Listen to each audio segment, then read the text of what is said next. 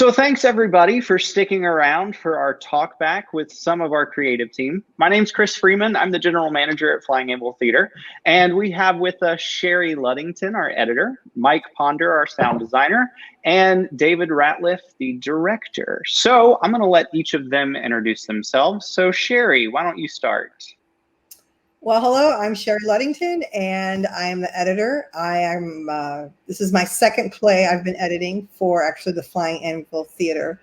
So I'm originally from New York, and I was started out in computers. I ended up in film production. So I'm actually excited to be doing this.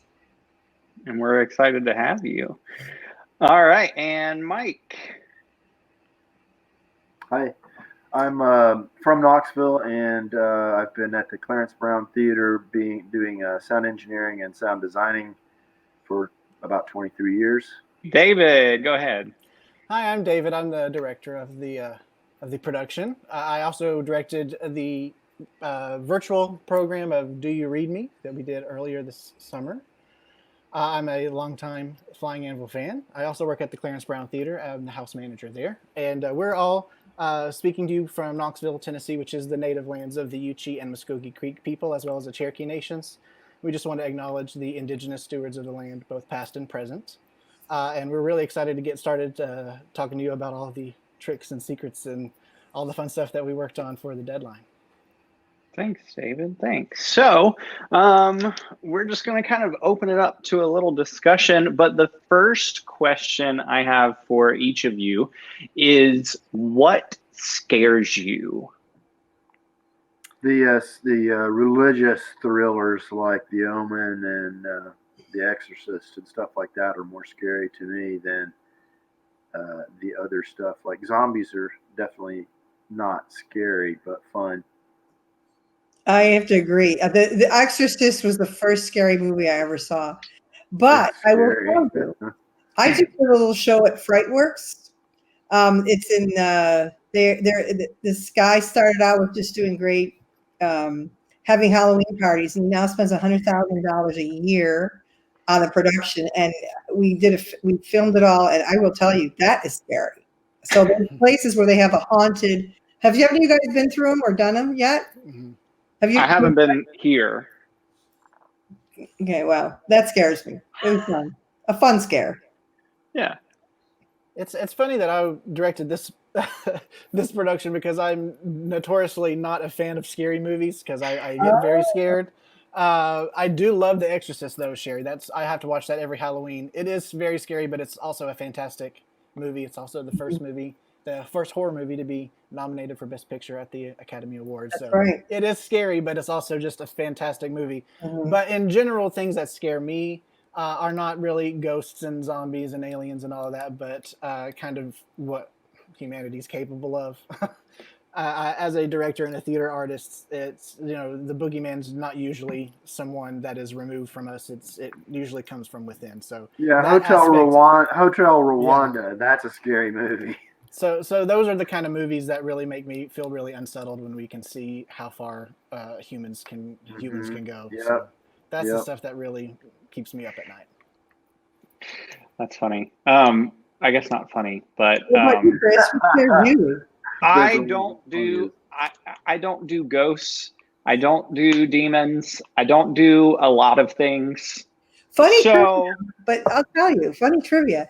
Women right now are the best writers of horror films. They're doing a great job because instead of doing the, cutting up with blood and everything, it's more of a thriller, which, by the way, who wrote this? Jane. Oh, Jane Morgan wrote this. Jane Morgan, artistic director of Flying Anvil, yeah. Exactly. I'm sorry, I forgot. I didn't know she wrote it. It was a group of people who wrote it, but women are, because they do more, they think with your head. Well, that's exactly why I think Deadline is successful, is because there's not a defined creature or boogeyman, but we all know that there's something coming for the characters, and Jane did a really good job of creating that suspense on the page that we can in turn take and try to create realistically. When I talked about being scared, you all talked about kind of movies. So was movies kind of an inspiration for this project, or did it come from other places? Unavoidable.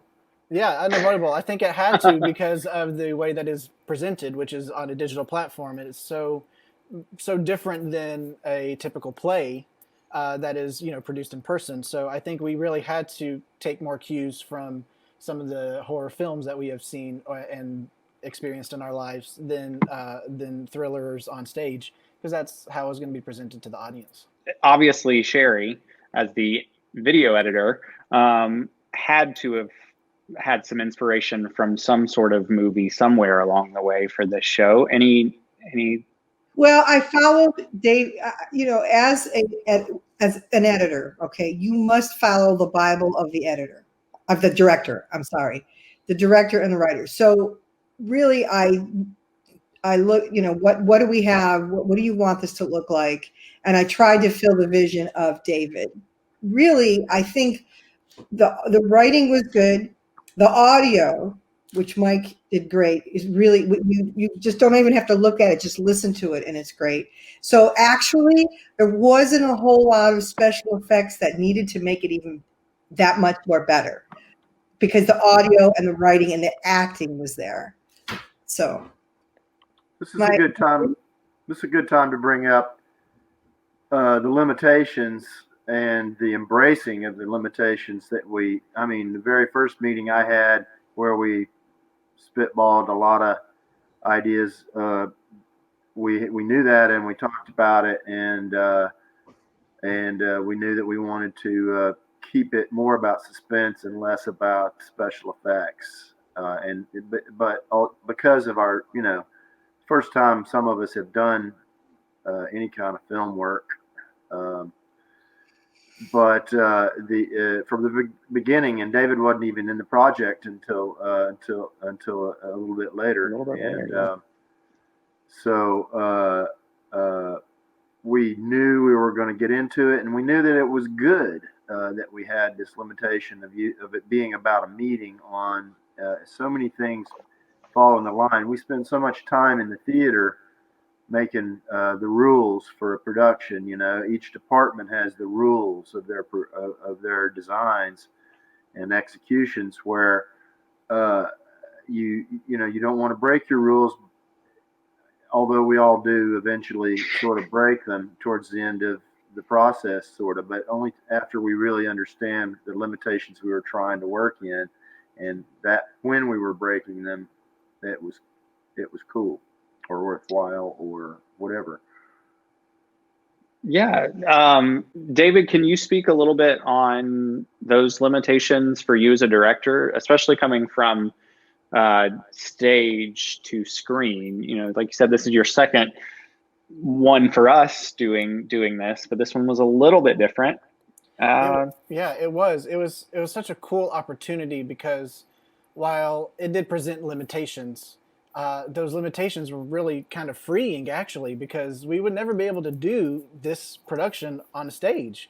So the story is fantastic and works really well, but because of the digital platform, it's not so much of a limitation as it is an opportunity to do something that we would never really be able to do with live theater. So that was something that was really exciting that Flying Anvil is doing, is really producing digital content that is not something that is in place of the live theater experience. It is something that's new and different. And I really, really enjoyed that. But as a theater director, my process and my vision typically, even if it's rooted in realism to tell the story, just the act of being in a theater and seeing a set that's up on a stage with theatrical lights, no matter how realistic you're trying to be with the production, it's always going to be a little artificial because of the conceit of the audience and the people on stage. So that was really difficult for me, and a great challenge, and as well as a good challenge for our actors, who are all mostly theater actors, to say we've got to strip away any false identities or any false movements, thoughts, anything like that, because we've got to make this very realistic. It's not like film acting, it is film acting for them. So that was a process of trying to get people to do less and less and less, and still inhabit those characters in a very subtle way. And I'm just blown away by the performances of our actors, because I think they all did such a great job at bringing the character to life uniquely, but in a very true, realistic way. There's a big difference, and they made the leap instantly and well. Yeah. Maybe because we're all on computers so much anyway, and phones and all that sort of stuff, and FaceTime. Yeah. And the cameras, they never got a chance for the most part. There was some nice use of camera depth there, but for the most part, they're right here the entire time. And so there's no chance to not be on it. So that was a real big success. Same in rock and roll as in theater versus video. You have giant movements that you do for large crowds and exaggerations and so forth that you got to give up. And like when I record theater actors in the studio for voiceover type stuff or whatever from the theater, many of them are very sibilant because they're always practicing being as clear as they possibly can.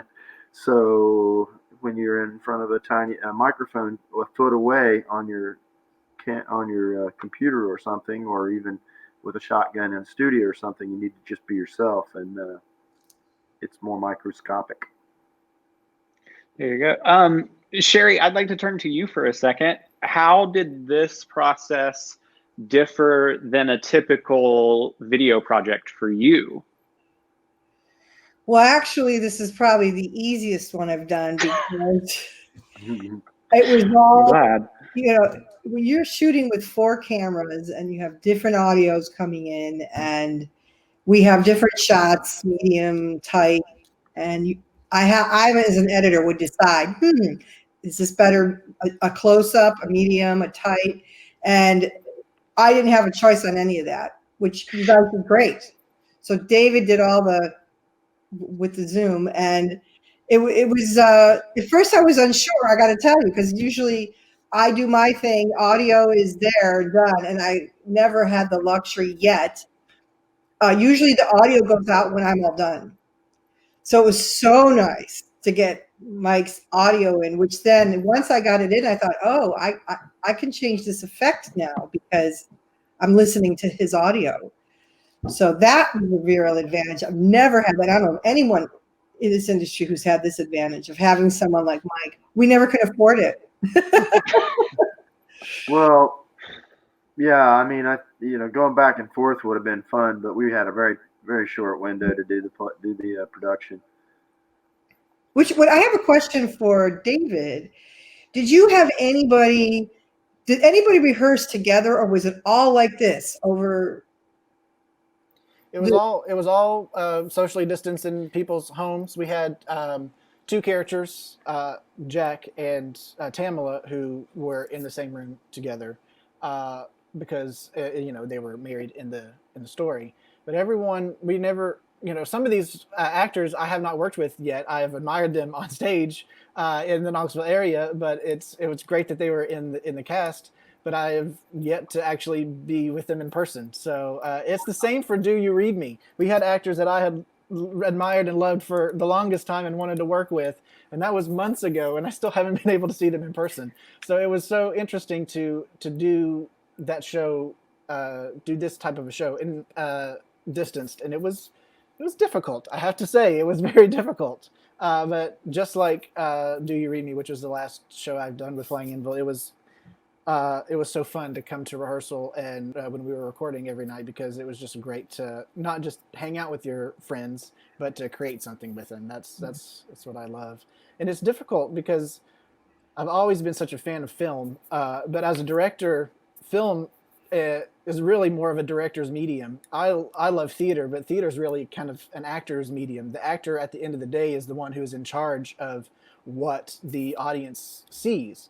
And as a director for theater, you help the actors along and try to hone their performance to make everything as cohesive as possible and to bring out their best. But I had some newfound power as a director for this, because we took 3 or 4 or 5 takes of each scene, and it was up to me to pick which one, what story do I want to give to the audience, because each take was a little bit different. Each performance was a little bit different on each take, and I have to determine what's going to tell the story the best. What kind of impact do I want to choose, and which taker we're going to use. So that was one of the first times I've ever really experienced that, and it was very daunting, but it was really kind of cool, actually. Which I think is very interesting, because in film, if you can get a scene in 3 or 4 takes, that's a good day. I mean, very common with acting, it's 6 to 7, 12 takes, especially because you got to change the camera angles. So, and then actors do it. That okay, now let's do this other one. Just do it this way. The director always that was great, but now let's try it this way. And I am amazed and blown away that you didn't go more than 4 takes per scene. Yeah, well, it's because we were doing such long takes. I felt like Inarritu over here, we were trying to do basically recorded theater as opposed to normal films, which the takes are so quick. You know, we were trying to do very long takes because we really wanted to trick the audience into thinking this was happening live. Spoiler alert, it didn't. Surprise. Surprise. But as an editor, you realize you could have just, every time we only want to do this. Every time you moved to a different look, you could have easily said, cut, now let's start here. Yeah, we could have done that, but I think the continuity and kind of the overall telling of the story, especially because while the video might be changing, the audio still stays the same. I think it really lent to the immediacy of the story. So I think that was so interesting, and I hope we can maybe put together some kind of an outtake reel or something, because while we had a great time in rehearsal, there was also really cool performances that had to, get cut because of this, that, or the other. So it was a very interesting and challenging project for me, and I was really excited to work on it.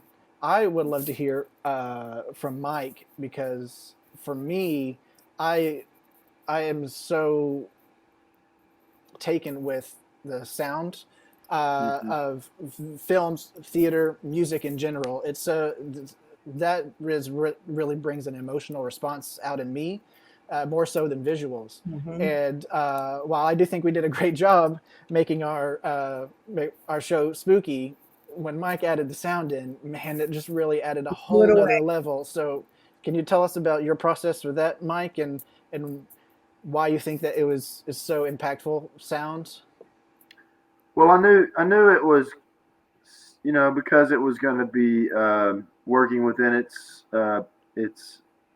physical or technical or COVID boundaries, that it would and that it was because of that going to be about suspense more than special effects. I knew that I was one of the people that could go over the top. Because all I have to do is sit downstairs and grind away for a bunch of hours with synthesizers. But in other words, there's no logistic issues like y'all had to deal with people not being in the same place and all that stuff. I think all of that stuff is amazing, and it contributed so much. The limit, again, I can't say enough about the limitations, and it was just so easy to know what it was and what it could be and what it should be and everything. But anyway, I knew off the bat that it wanted to be kind of like a modern zombie movie kind of thing or something. Like, I'm hoping I'm going to wait still a little longer before I see anything of that nature and not hear the music or any of the stuff from it, because I'm hoping I didn't rip anybody off in my subliminal memory.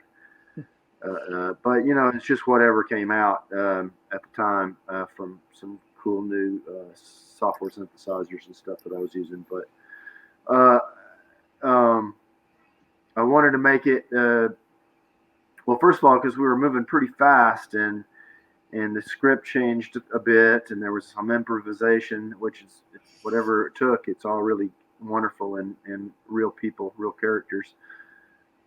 But I had to sort of react to things I would hear after I had gotten started.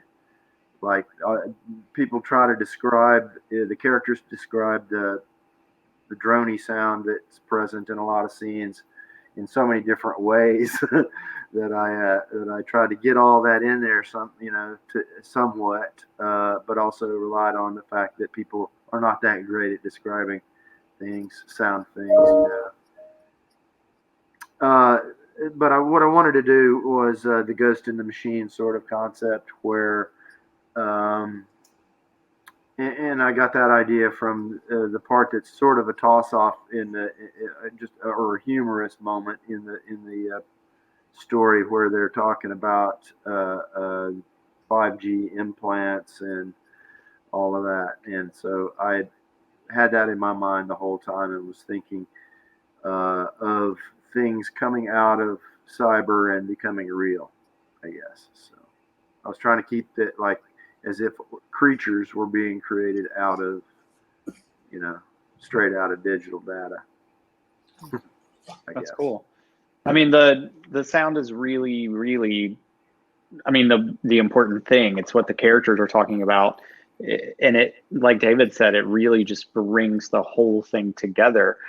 How was this, when you're doing a show on the stage, the actors really get a chance to live and react with that sound. But in this, they didn't do that. Mm-hmm. How, David, did you help with that? Mike, did you have any input into that? What was that situation just knocked like? It out of the park by accident or something. David, did you? Well, I think we played the sound for them so they know what it sounded like, but we knew we couldn't make that happen live because we needed to add it in afterwards.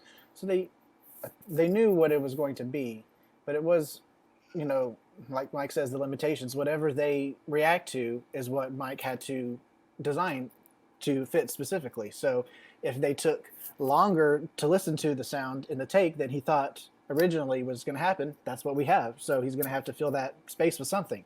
Or if the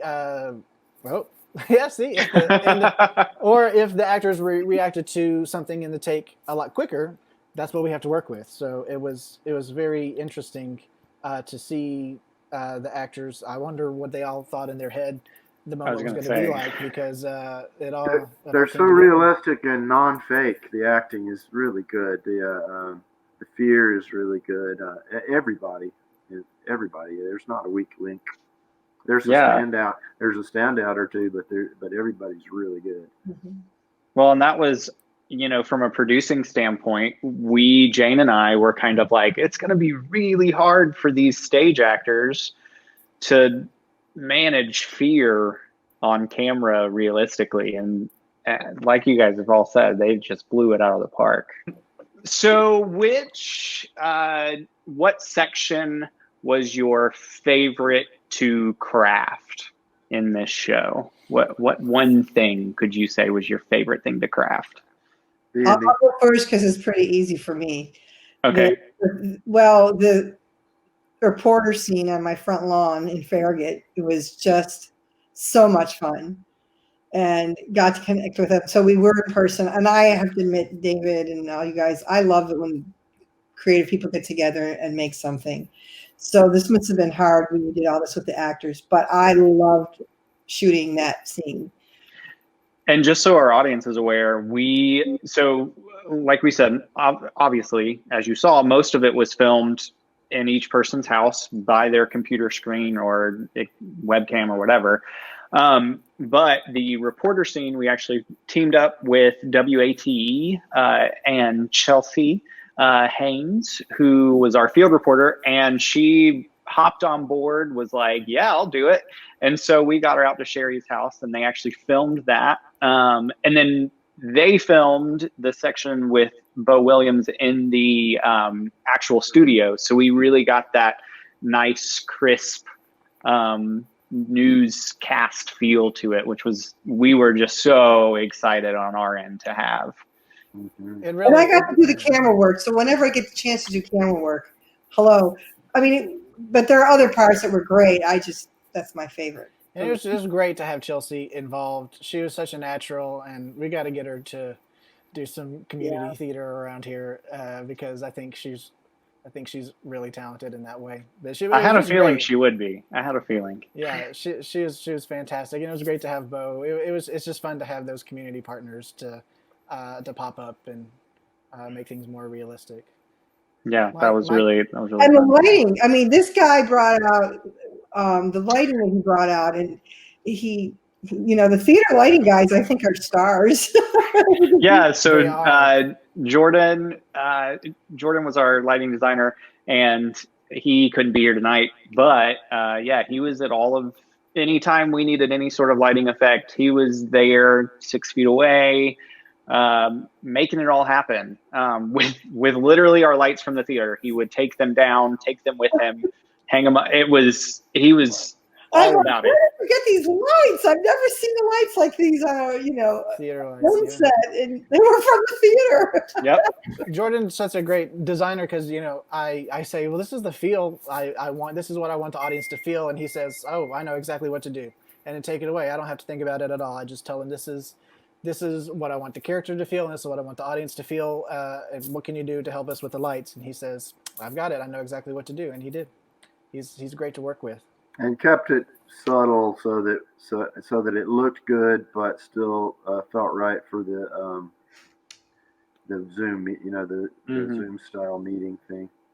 And then adding in those effects from Sherry's side too, just to heighten those a little bit, were just really cool. Like the trailer scene.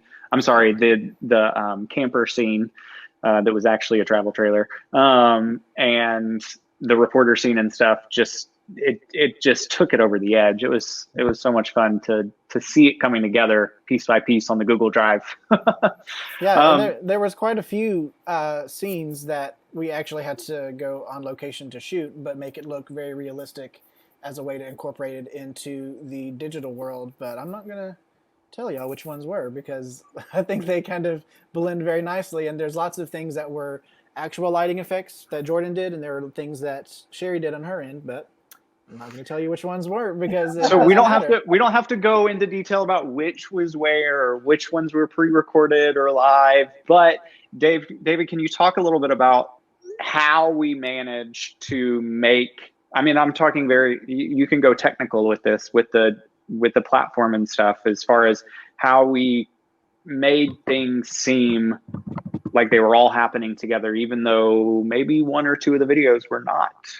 Well, that was something that it was very important to me, because with theater so often we're as an audience, we're watching stories that are characters that are going through things that we've never gone through.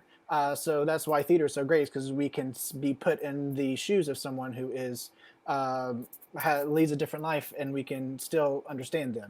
But for us, our audience, everybody knows what it's like to be stuck on Zoom calls nowadays. So no one has to wonder, oh, I wonder what it would be like if I was in the shoes of someone whose boss made them come onto a Zoom call in the middle of the night and be with their coworkers. We all know exactly what that feels like. So it was difficult because we knew the expectation for the audience was going to be there when they say, oh, I've never seen a Zoom call that looks like that. I've never been on any kind of digital call where people were doing that. That's why we were really intentional about having people mute themselves and talk to their partner off screen, and making sure people were eating and drinking, because that's usually what's happening in my Zoom calls, is that people are having dinner or getting up and walking away to get something and coming back.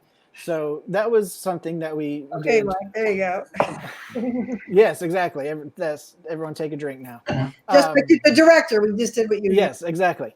So that was something that we really wanted to make sure came through, was the realism, because it was a shared experience type situation. So that's why we chose to use a different platform to record things other than Zoom, because it gave us a lot more creative license to be able to do things like this, and to create the scenes like you saw in the breakout rooms, to switch up the view, but still in a realistic way, so it doesn't look like it was really, really heavily edited for the shots. So realism was the key, and that's really what we talked to Sherry about for the effects, as well as Mike for the sound. Is we want it all to be very familiar and in a realistic place as opposed to being over the top, which is why I think it was successful and people can relate to it. And if you are a theater producer looking to do something like this, we are using the platform StreamYard, which not only allows you to record like we did for the show, but it'll also allow you to push it out to any streaming platform that you want as you are going through the process. So that's a neat little thing. That's how we did things like bring up the PowerPoint presentation and bring up the WATE newscast. All of that we were able to do that in the platform. That's not something we had to add in post afterwards. Right. Yeah. Pretty much everything you saw in the end was right here on this platform, just like you're saying right now. We went to great lengths, even the footage that we had to shoot on location, to incorporate it into the actual platform, so it didn't look like it was just tacked on at the end. We wanted it to be native in the platform, which was a little bit difficult, but I think it paid off for the realism. I think so too. That was one of the things that I liked most about, from my end, from a producing standpoint, trying to figure out, David and I had conversations at the very beginning about like, okay, what can we do to make it more realistic? And so we just kind of figured out the best options, and that's kind of what we came up with. Mike, what was your favorite thing to create? What was your favorite thing to craft in this show? The ending probably, because it's the peak of the semi-organic creature sounds. Yeah. Creature. I guess the hardest is the very first one with Paul. Because the subtlety is so much harder than big. But generally it was kind of difficult to start getting things that sounded okay and good, and you could hear what they were while they were still in the room behind people, to give the impression that, obviously that it's not just coming out of your speaker. And then I like the way that Sherry's glitchy sounds go way up front, just like, because they do sound like they're just part of the transmission on the computer, and then they make my sounds in the background sound appropriate and ambient, like they're in the room, so that makes it scarier. Yeah, that's cool. The different dynamics there. Yeah, were there any other really, just from David or from Sherry, just really difficult moments that you thought we just weren't going to get past? Well, it's so hard. It's so hard to truly scare people. We're so desensitized nowadays. But in order to really activate that primal sense of like fight or flight type feel that all horror writers are trying to get to, it's very difficult. You have to have such a controlled environment. So I think we got pretty close there, and I think especially with Mike's sound, it just really brought it in and just made your skin crawl. Yeah. So I think that's why horror is really difficult. There's not that many horror plays for theater. Like I think of musicals because the music brings in such an emotional aspect to it. I like Sweeney Todd or something, but it's so hard. Phantom of the Opera. Yeah, it's so hard to control the environment in such a way that you force the audience to look exactly where you want them to or hear the sound that you want them to in order to be scared. It's so difficult, and that's hard to do in theater. So that's just another reason I think that doing it on this platform was so successful. And I guess to wrap this all up, let's just talk about this platform for a second. And what I mean by that is this kind of semi-theater, semi-film sort of thing. Is this a new thing that's going to stick around after, when we're, quote unquote, back to normal? Is it something that's just kind of taking the place? Is there something that's more successful than other things? I don't know. I'm interested to hear your opinions on this, whatever you want to call it. I think, perfect example. My mother's 84. Okay. She is not going to a theater because of COVID. We used to go to theaters, but because you have the few you have done on that you've recorded, now she's been able to, and people who can't get out, people who, unfortunately, the theaters are all closed down. So guess what? I mean, we need this. And I think people are going to realize, the one thing I hated about theater was when it's over, it's over. You spend weeks, months preparing, and you've got a few weekends or a few days, and then it's over. The magic is gone. And so I love this. Well, I think that's the beauty of theater in a way. Well, it is. I think with the I think as the if we continue to be locked down somewhat or semi locked down, what it should be, in my opinion, is live stuff, really live stuff. But we have to get the gear together, and there's big hassles between the theater unions and the Screen Actors Guild and stuff like that are causing issues, for moving forward doing this stuff, because now the live actors want to be on the screen.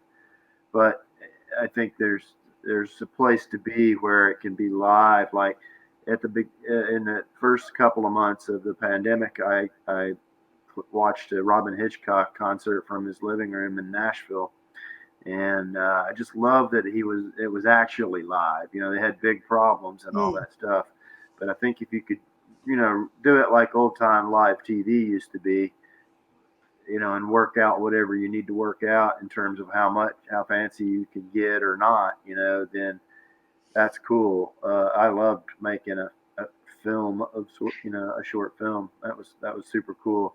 And, instead of, you can't ask the actors to do 3 versions and then ask them to, okay, show me the first one. No, just show me the third one. Now show me the second one again. Okay, now the third one, but we can do that with the recorded material. So it's cool. I think there's a place.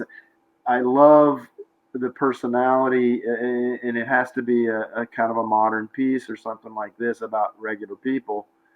But there's built-in atmosphere, and if you just know how to work with stuff, and then you can usually use that. It's fascinating to be brought into people's homes as much as we are. Period. I love that aspect of it because I have so many friends across the country and across the world, honestly, who are doing such great art, and I can't go see it. Exactly. With theater, you got to be there. Yep. I have friends who are doing awesome stuff in Idaho, in Oregon, at Oregon Shakespeare Festival, and Santa Barbara in California, and I would love to go see their stuff, but we can't see live theater everywhere. But anyone in the world could watch this. Anyone in the world could buy a ticket and see this if they're fans of Flying Anvil.